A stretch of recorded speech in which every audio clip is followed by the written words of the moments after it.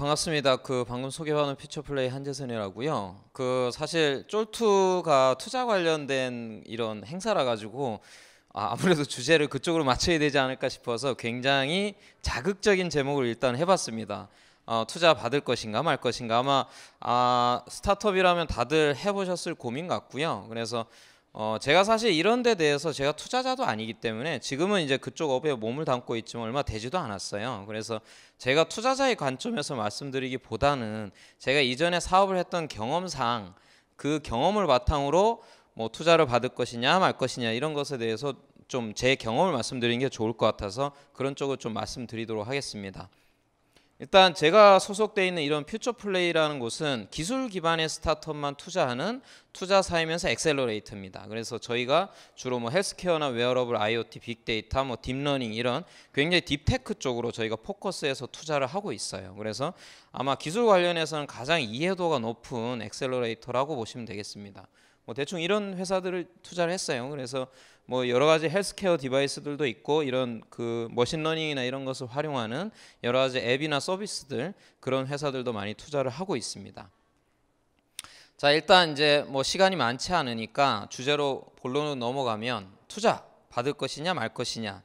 뭐 제가 어떻게 보면 투자사에 있기 때문에 결론은 뻔하죠. 결론은 뻔하지만 과정이 이제 조금 재밌게 넘어가 보도록 하겠습니다. 일단 제가 이제 이 주제를 다루고자 하면서 제가 말씀을 드릴 부분이 제가 예전에 창업을 해서 엑시트를 해가는 과정에 대한 얘기를 드리면서 사실은 뭐 쉽게 하기는 조금 부끄러운 저의 실책에 대한 얘기를 좀 드리려고 하고 있어요. 그래서 그 얘기를 드리려면은 제가 언제 창업을 했고 이런 얘기를 좀 드려야 되는데 사실 2007년 1월에 카이스트에서 창업을 했습니다. 박사 마치고 딱 2년 있다가 저는 회사 경험 없어요. 바로 창업으로 들어갔습니다. 그래서 넥살이라는 회사를 창업을 했고요. 한 4년 삽질을 했습니다. 4년 삽질을 했고 어디 땅을 팠냐면은 클라우드하고 빅데이터 땅을 팠어요. 사실 그 당시는 이 용어가 없던 시절입니다. 근데 제 전공이 분산 컴퓨팅이라는 이런 영역이다 보니까 딱 이쪽이었어요. 그래서 그 당시 뭐 구글 플랫폼 이런 걸 개발해보자 라는 취지로 시작을 했습니다. 그래서 나중에 우연히 요런 지금 키워드하고 딱 맞아떨어지게 된 거죠. 4년 삽질한 끝에 KT에 인수가 됐습니다. 그래서 2011년 1월에 KT가 인수됨으로 인해 가지고 딱 4년 걸렸어요. 정말 정확히 딱 4년이 걸렸습니다. 그래서 KT 인수가 되고 그 이후에 한 3년 정도 KT는 엑사를 운영을 하고 작년 초에 나와가지고 이쪽에 합류하게 됐어요. 근데 이제 여러분들이 사실 이렇게 인수가 됐으면 뭐 시리즈 A를 받고 B를 받고 이런 생각을 하실 수도 있는데 투자 없이 갔어요. 4년 동안 하면서 투자를 한 번도 안 받았고요. 그리고 인수가 됐던 시점에 사실은 투자 라운드를 돌고 있었어요. 그래서 어떻게 보면 시리즈 A를 투자를 받을까 이제 하면서 돌다가 예를 들자면 뭐 파이낸셜 인베스터 한 몇 분 정도는 많이 얘기가 된 상태에서 전략적 투자로 KT하고 얘기를 하다가 인수가 된 케이스라고 보시면 되겠습니다. 그럼 왜 투자를 안 받았느냐? 자, 일단 저는 투자를 받아야 되는 건지 잘 몰랐어요. 왜냐? 돈이 벌리거든요. 돈이 벌리니까 돈이 벌리는데 왜 투자를 받아야 되지? 이런 생각을 좀 많이 했어요. 그리고 여기 두 번째죠. 회사를 운영할 만큼 꾸준히 매출이 발생했어요. 처음에 5명 운영할 만큼 됐고 그 다음에 10명을 늘려도 그 정도 운영할 만큼이 됐고 20명을 늘려도 그 정도 됐고 이래서 딱히 투자를 받아야 되는 이런 생각이 있었고요. 그리고 투자 프로세스도 모르고 관련 인력도 없었어요. 뭐 그 당시만 해도 사실 지금처럼 이런 호황은 아니었어요. 굉장히 생태계가 잘 돼 있는 시절은 아니었고 그리고 사실 이 부분도 굉장히 중요했어요. 투자자가 투자를 해놓고 저희 사업에 감나라 배나라는 것에 대해서 굉장히 이 거부감 미리 사실 투자도 안 받아놓고는 미리 거부감이 좀 있었어요. 그래서 이 꼭 받아야 되나 이런 생각들을 많이 했습니다. 그래서 투자를 하나도 안 받고 있다가 최종적으로 인수가 되게 된 케이스가 됐는데 자 그러면 이렇게 투자를 안 받고 해서 행복했느냐? 사실 바둑에서 복기라는 게 있잖아요. 저도 이제 한번 회사를 딱 끝내놓고 한번 돌이켜 봤을 때 물론 잘한 부분도 있지만 제가 보기에 어떤 부분들이 미스가 됐다라는 실책 포인트들이 있어요. 그 포인트들에 대해서 한번 말씀을 드리도록 할게요. 자, 일단 첫 번째 실책이 뭐였냐면 많은 스타트업들이 이럴 거예요. 내가 잘하거나 내가 하고 싶은 일만 굉장히 집중하게 돼 있어요. 저희도 그랬거든요. 저희는 한 명 빼고 다 엔지니어였어요. 한 15명이 될 때까지 한 명 빼고 다 엔지니어다 보니까 우린 개발만 잘하는 거예요. 그래서 이게 제가 매 발표할 때마다 들어가 있는 슬라이드의 마지막 장표인데, 마지막 슬라이드인데 요 옆에 보시는 6개의 로고가 저희 제품들 로고예요. 제품과 서비스 로고예요. 6개나 됩니다. 직원이 15명밖에 안 되는데 6개나 되는 거예요. 이건 말이 안 되거든요. 사실 우리는 개발을 잘하기 때문에 이것 좀 개발해 보다가 뭔가 좀 시장 반응까지도 아니고 약간 이거 말고 이것도 필요하지 않을까? 뭐 이런 생각을 계속 하는 거예요. 그래서 이것도 좀 디벨롭하고 이것도 좀 디벨롭해보고 또 개발한 건 버리지도 못해요. 왜냐하면 2명, 3명이 거의 붙어 있으니까 또 계속 가는 거예요. 그런 형태로 해서 이렇게까지 많이 나오게 된 거예요. 근데 이게 정상적인 케이스가 아니라는 거예요, 사실.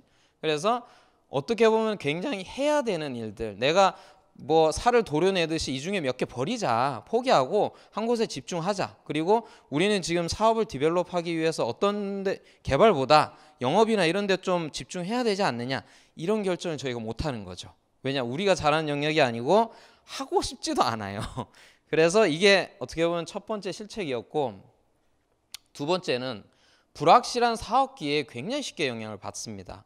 저희가 사실 이 제품이 이메일 아카이빙 시스템이에요. 대용량의 이메일 아카이빙 시스템. 이거 왜 개발했냐? 사실 S 대기업이 있어요. S 대기업이 내부의 이메일 아카이빙 시스템이 얼마 저장을 못한대요. 근데 이게 법적 규제 때문에 곧이어서 이제 한 1년 이상씩을 저장해야 된대요. 그러면은 솔루션이 없대요. 그래서 혹시 덱들이 개발할 수 있겠어요?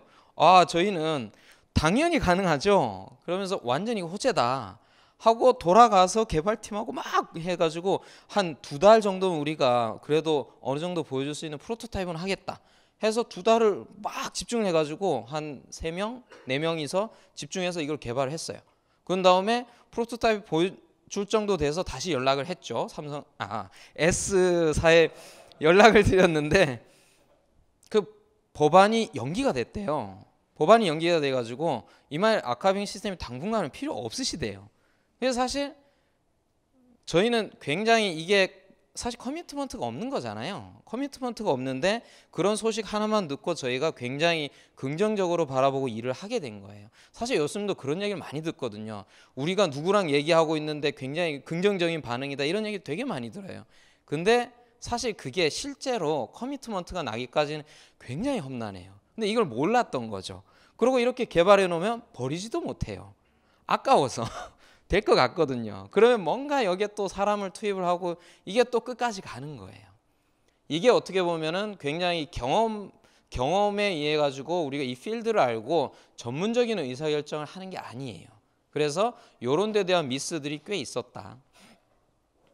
자, 세 번째, 모르는 분야에 대한 직원 채용할 때 굉장히 미스가 많습니다.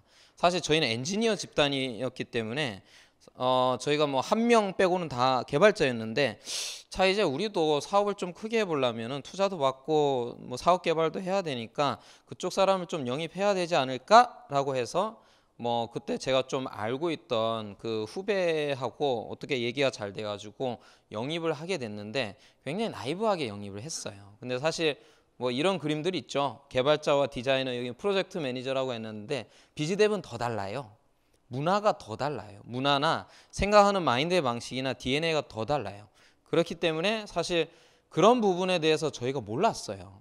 근데 들어오고 났더니만은 너무 이질적인 거예요. 그리고 제가 이제 경영을 하던 방식은 너무 다른 거예요. 그래서 사실 내분도 좀 있었고 굉장히 스트레스풀한 상황이 발생하게 된 거죠. 이런 부분도 저희가 이런 모르는 부분에 대해서 채용에 대한 노하우도 부족하고 인력 풀도 너무 아는 사람 위주로 이러다 보니까 그 굉장히 좀 제한된 영역에서 뽑지 않았나라는 생각이 듭니다. 자, 그리고 또 이제 많이 실책하시는 게 사실 이런 스타트업 입장에서는 통장 잔고가 비지 않는 게 굉장히 핵심이에요. 그래서 직원들 월급 밀리지 않는 거, 저도 이제 자부심으로 얘기하는 게 저는 직원들한테 월급 밀린 적이 한 번도 없어요. 그래가지고 이건 되게 자부심 있게 얘기하는데 그거 하려고 굉장히 너무 집중하는 거예요. 거기에. 그러다 보니까 어떻게 하냐면은 굉장히 단기적인 문제 해결하는 데만 포커스가 돼 있습니다. 장기적으로 이 회사가 어떻게 굴러가고 어떻게 가치를 만들어내고 회사의 밸류에이션이 어느 정도 되기 위해서 어떤 일을 해야 되는가 보다는 단기적으로 지금 통장에 돈이 다 떨어져면은 과제를 하나 더 해야 되겠네, 용역을 하나 더 따와야 되겠네, 이런 형태로 생각을 가게 되는 거예요. 그래서 개발 용역과 정부 과제에 굉장히 많이 포커스가 돼 있는 거죠. 사실 뭐 잘 운영을 하면은 좋은 요소가 될 수도 있겠지만 사실 굉장히 많은 부분은 포커스를 흐리게 돼 있어요. 이건 어쩔 수 없어요. 아무리 라이트한 정부 과제나 용역 과제라 하더라도 흐릴 수밖에 없습니다. 그래서 이런 부분에 좀 집중이라기보다는 그 많은 포션을 이런 부분에 했던 점들이 좀 이슈가 있지 않았나. 자, 마지막으로 이제 회사의 가치를 올리는데 저희가 되게 미흡했어요. 이게 뭐냐면은 이게 나중에 엑시트할 때 밸류에이션에 이슈가 있는 거예요. 저희를 한 번도 가치 산정을 해본 적이 없는 거예요. 가치 산정을 해본 적이 없으니까 뭐 우리가 투자를 A라운드, B라운드 받을 때면은 얼마의 밸류에이션으로 가치 산정이 돼 있잖아요. 그렇기 때문에 나중에 엑시트 될 때 어느 정도의 밸류로 저희가 얘기를 할 수 있는 거리가 있는데 우리 그게 없어요. 그렇게 되면 어떻게 되냐면은 그냥 매출 기준으로 가는 거예요. 근데 사실 매출 기준에서 용역은 별로 안 쳐줍니다. 용역 매출을 안 쳐주기 때문에 그 싹 빼고 나면은 별로 남는 게 없어요. 그러면 이 회사에 가진 기술력이나 이런 거로 해야 되는데 그건 매저되는 게 아니에요. 그래서 어떻게 보면은 저희의 성장은 이런 J커브를 그렸다기보다는 되게 리니어한 성장. 그래서 엑시트 할 때도 사실 이제 카운터파트 쪽하고 저희가 협상을 할 때 밸류에이션에 대해서 굉장히 유리한 고지를 점령할 수 없는 상황이 된다는 것이죠. 자, 그러면 그럼에도 불구하고 어떻게 인수가 되셨습니까? 이렇게 이게 다 저렇게 하면 망하겠구나 이런 생각들을 하실 건데 어떻게 인수가 됐을까요? 뭐 다들 얘기하듯이 정말 운이 많이 작용했다라고 생각하고요. 타이밍이 정말 좋았고 뭐 빅데이터나 뭐 클라우드를 굉장히 선도적으로 앞단에서 했다라는 게 굉장히 중요한 영향이었던 것 같고요. 뭐 이외에도 물론 잘한 것도 있어요. 근데 뭐 오늘은 그 얘기를 하는 자리는 아니라서 요건 다음 기회에 혹시 시간 있으면 말씀드리도록 하고요. 그래서 제가 사실 저는 투자를 안 받았어요. 그럼에도 불구하고 제가 투자사에서 일을 하고 오늘 이런 얘기를 드리는 이유는 사실 제가 솔루션으로서는 투자사의 경험과 노하우를 수혈해가지고 같이 나가는 게, 같이 사업을 만들어 나가는 게 정답이 아닐까라는 생각을 요즘 많이 하고 있어요. 이러자면은 뭐 저런 첫 번째 시책 같은 경우에는 투자사가 굉장히 부족한 부분에 대해서 계속 얘기를 해줍니다. 그래서 뭐 인력을 더 채용을 해라라든가 너네는 사업 모델이 좀 안 맞으니까 이걸 좀 개선해라라든가 이런 데 대해서 계속 독려를 하게 되고, 그리고 두 번째 같은 경우에는 저는 사업 기회에 대해서 혹하는 얘기를 굉장히 투자사는 냉정하게 판단을 해줘요. 야, 그거 지금 믿지 마라. 그거 해가지고 이렇게 리소스를 투여해가지고 안 되면 어떻게 할래? 이런 것에 대해서 그럴 수도 있겠구나 하는 그런 조언들을 해줄 수가 있는 거예요. 그리고 세 번째는 투자사가 네트워크가 또 풍부하거든요. 내가 비즈뎁을 고용해야겠다, 마케팅을 고용해야겠다, 그러면 부탁을 드리면 되죠. 좀 추천을 해달라고, 그리고 뽑을 때 좀 같이 좀 있어 달라고, 이런 얘기를 해주시면 됩니다. 그래서 그렇게 할 수 있는 거고, 그리고 장기 플랜과 마일스톤은 투자사가 계속 찝어줄 거예요.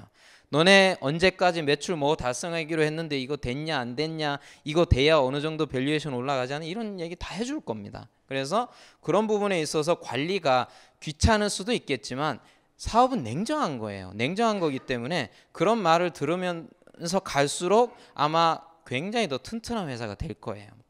마지막으로 가치를 올리는 지점에 있어서 저는 투자를 바라볼 때 그런 자금적인 부분이 들어오는 거, 그리고 동반자가 들어오는 것도 있지만 우리 회사의 가치를 입증하는 거라고 보고 있어요. 그래서 내가 시리즈 A의 밸류를 받으려면, 예를 들자면 내가 밸류에이션을 100억으로 받고 싶어. 100억짜리 회사가 그냥 나오는 게 아니거든요. 100억의 조건이 맞춰져야 되는 거예요. 그 조건을 맞추기 위해서 보이는 목표가 생기는 거예요. 이런 목표가 없으면 우리가 1년 열심히 일했어. 열심히 일했는데 성과는 잘은 모르겠는데 매출 약간 올랐어. 우리 열심히 했으니까 박수. 이러고 말 수가 있어요. 굉장히 우리가 눈에 보이는 어떤 피저블하고 텐저블한 어떤 목표가 안 생기는 거예요. 그런 목표가 이런 투자의 라운드에 있어가지고 생길 수가 있는 거예요. 그래서 그런 용도로 이런 투자를 활용을 하면은 굉장히 가치를 올리는 데 있어가지고 좋은 효과를 가질 수가 있다. 그럼 모두가 투자를 받아야 하나요? 라고 물어볼 수가 있겠죠? 그건 아니라고 저도 생각을 합니다. 사실 저런 데 있어가지고 결국은 내가 왜 사업을 하느냐에 대한 근본적인 질문으로 돌아가야 된다라고 생각하고요. 사실 이 부분에 대해서 진지하게 고민들은 하신다고 하지만 진지하게 답은 안 내리세요. 보통 답은 다 섞여 있어요. 예를 들면 돈도 벌면 좋은데 사회에 기여도 하고요. 그러면서 우리 직원도 행복했으면 좋겠어요. 뭐 이런 거 있잖아요. 그러면서 저는 워크라이프 밸런스도 유지를 하면서 이렇게 할 수 있는 모델을 한번 증명해 보이고 싶어요. 이런 되게 복합적이에요. 사실 근데 보통 본인의 마음속 저 깊숙이에는 뭔가 그 프라이어리티가 있는 게 하나 있어요. 사실은. 근데 그거를 보통은 감추고 내지는 섞고 해가지고 여러 가지 복합적으로 나오는 것 같아요. 그래서 그걸 본인 스스로 냉정하게 꺼내보는 게 필요한 것 같습니다. 제 생각에는. 예를 들자면 이런 그 생각을 가지고 있으면 저는 안 받아도 된다고 생각을 해요. 예를 들자면은 욕심이 없어요. 그냥 소소하게 생활비 벌면서 뭐 직원이 10명이다 5명이다 이 사람들이 앞으로 계속 영위할 수 있을 정도면 나는 괜찮다. 그러면 굳이 투자 받으실 필요 없어요. 투자해 줄 리도 없겠지만 투자 안 받으셔도 돼요. 그렇게 해나가는 게 맞고요. 저는 그 회사도 좋다고 봅니다. 이런 회사도 많이 필요해요. 투자를 많이 해줄 수가 없잖아요. 어차피.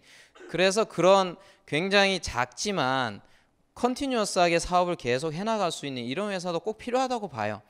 근데 그게 스타트업의 정의냐라고 하면은 저는 그 정의에는 맞지 않다고 봐요. 이런 J커브를 그리고 어떤 엑싯을 바라보고 가는 것이 스타트업의 진정한 정의라고 보는 것이고요. 그리고 뭐 사실 사업이나 매출 저런 거보다 이런 분들도 많이 계세요. 내가 가지고 있는 아이디어나 기술을 꼭 이걸 구현을 해보고 싶어. 뭐 시장이 있든 없든 시장이 있다라고 확신은 하시는데 사실 그걸 외부에서 얘기를 했을 때 인정은 안 하세요. 인정은 안 하시고 있다. 근데 사실은 이것 때문인 거예요. 내 기술이나 아이디어를 구현하는 게 일단 목표인 거예요. 그런 분들은 제가 보기에 꼭 투자를 받으셔야 될까라는 생각이 들어요. 그리고 꼭 이걸 스타트업의 모양으로 해야 될까 이런 생각도 들고요. 그리고 세 번째는 누구의 간섭도 받기 싫다. 그러면은 혼자 영위해 갈 수 있는 사업 모델로 만들어 가시는 게 좋을 것 같아요. 사실 투자자가 아무 말도 안 한다는 것은 저는 좋은 시그널이라고 보지는 않거든요. 투자자가 굉장히 인볼브를 많이 해주는 게 저는 건강한 이 생태계라고 보고 있고요. 그리고 그런 그 많이 인볼브를 해주는 것을 긍정적으로 받아들일 수 있는 그런 스타트업이 최후에는 이겨나갈 수 있지 않을까. 그래서 결국은 이 질문을 스스로한테 정말 다시 냉정하게 한번 해보시는 게 꼭 필요할 거다라고 생각을 하고요. 그래서 결론은 진정 의미 있는 스타트업을 하시려면은 이 모임의 그 모토죠. 쫄지 말고 투자 받으시라는 거죠. 본인 생각하시기에 내가 이 사업을 하는 목적이 진짜 스타트업의 그 정의에 맞는 그런 형태의 비즈니스로 가려고 한다라고 하면은 제가 보기에 투자를 받는 게 꽤 의미 있는 여러분들한테 목표의식과 굉장히 도움이 많이 될 거라고 보고 있습니다. 그리고 마지막으로 한 가지 부탁드리고 싶은 것은 투자자를 너무 갑처럼 보이잖아요. 돈을 주니까 너무 갑으로 바라보시지 마시고 요즘 투자자 이쪽도 그렇게 안 해요. 그러니까는 저희가 갑으로 안 보이기 위해서 노력을 너무 많이 해요. 갑으로 보지 않을까 이러면은 그래서 동반자로 좀 생각해 주시고 그 뽑아 먹을 수 있는 건 다 뽑아 드셨으면 좋겠어요. 저희를 너무 귀찮게 해가지고 수시로 와가지고 이것 좀 해주세요 저것 좀 해주세요 이렇게 많이 했으면 좋겠어요. 그래야 제가 보기에는 오히려 더 건전하게 스타트업이 커나갈 수가 있고요. 그러면 서로 간에 좋은 그 시너지를 내가지고 나중에 좋은 성과를 내지 않을까 그렇게 생각하고 있습니다. 네, 경청해 주셔서 감사합니다.